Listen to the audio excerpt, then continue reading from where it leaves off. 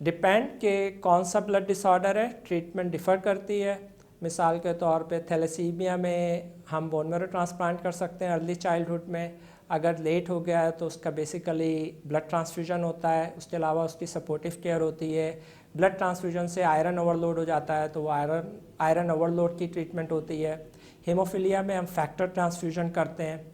अभी हीमोफीलिया में बहुत सारी नई ट्रीटमेंट आ रही हैं। एक एंटीबॉडीज़ आई है जो कि आप आईवी के बजाय सबक्यू इंजेक्शन देते हैं। उसके अलावा जो है जीन थेरापी भी आ रही है हीमोफीलिया में। इसी तरह सिकल सेल और थैलेसीमिया में भी नई ट्रीटमेंट आ रही हैं। डिपेंड कि कौन सी डायग्नोसिस है।